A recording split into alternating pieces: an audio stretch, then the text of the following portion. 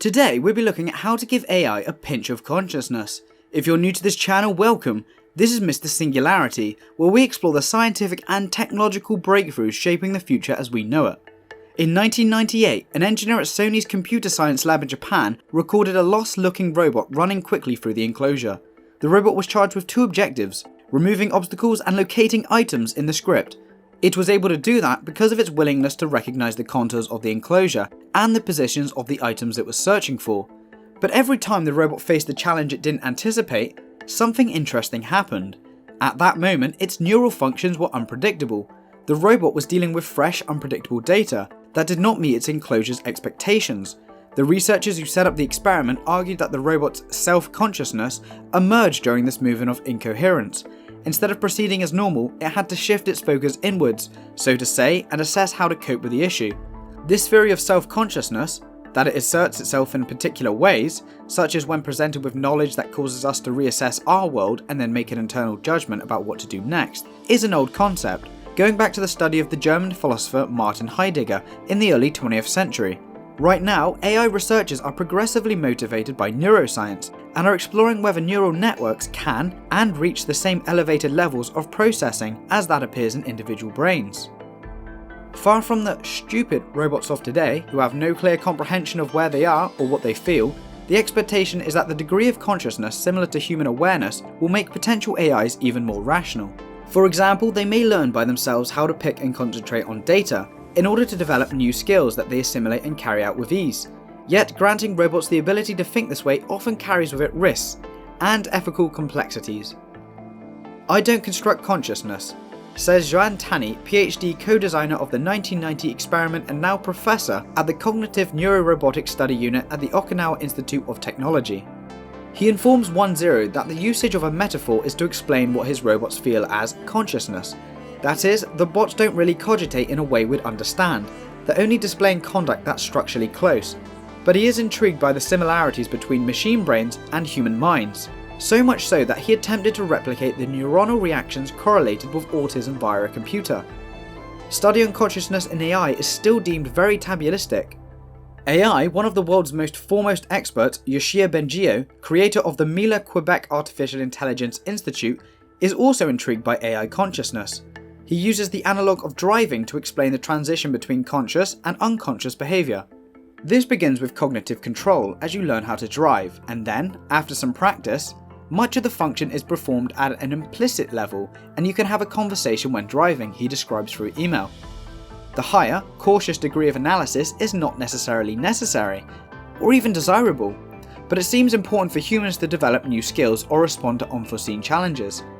Oh, AI systems and robotics could theoretically escape the ignorance that actually plagues them, if they could only learn the same capacity to prioritise, concentrate and solve a dilemma. Inspired in part by what we believe about human cognition, Bengio and his collaborators have spent a number of years focusing on the theory of attention processors for AI systems. These systems are in position to learn what data is important and thus what to work on in order to achieve a defined assignment. Work on consciousness, Bengio notes, is always considered rather tabuistic in AI. Since consciousness is such a challenging concept to comprehend, including for neuroscientists, it has only been debated by philosophers thus far, he says. Awareness of the human brain and human understanding of consciousness is progressively important to the pursuit of more sophisticated technologies and has already contributed to several interesting crossovers.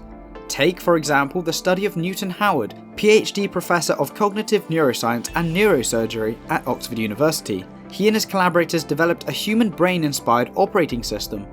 It's like a kid when it's launched, she's ready to understand. Rather than depending on one solution to problem solving, it should use the right data analysis strategy for the challenging question. A little like how various areas of the brain manage different kinds of knowledge. He is also working with a device that can collect data from multiple sensors and sources in order to automatically create information on different topics. It's like a kid when it's launched, he notes, it is ready to understand. All this study, loosely influenced by what we know about human brains, can expand the limits of what AI does.